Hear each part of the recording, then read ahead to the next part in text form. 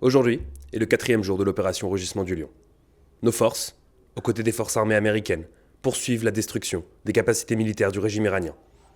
Nous nous concentrons sur le ciblage de lanceurs, de missiles balistiques, de centres de commandement et de contrôle, des bunkers souterrains ainsi que des figures clés de la direction du régime iranien.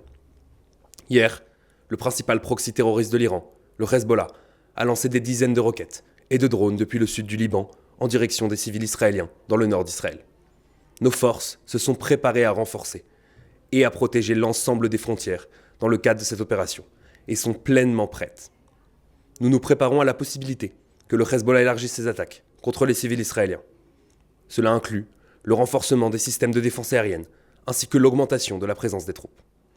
Au cours de la nuit, des soldats de Tsahal ont été positionnés dans le sud du Liban, à plusieurs endroits à proximité de la frontière, dans le cadre d'un dispositif de défense avancé. Je tiens à être clair, il ne s'agit pas d'une manœuvre terrestre au Liban. Il s'agit d'une mesure tactique visant à créer une couche supplémentaire de sécurité pour les habitants du nord d'Israël.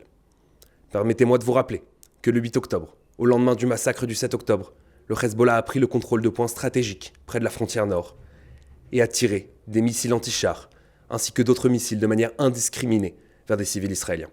En conséquence, Israël a dû évacuer environ 60 000 civils de leur foyer pendant de nombreux mois. Nous ne laisserons pas cela se reproduire. Nous avons mené une série de frappes préventives contre des infrastructures militaires du Hezbollah à travers le Liban afin de neutraliser les tirs continus visant nos civils. Le Hezbollah a une fois de plus choisi le régime iranien plutôt que la sécurité du peuple libanais pour le seul intérêt d'un combat qu'ils ne peuvent pas gagner. Ils réaliseront une nouvelle fois leur erreur et en paieront le prix, car nous continuerons d'agir pour défendre le peuple d'Israël.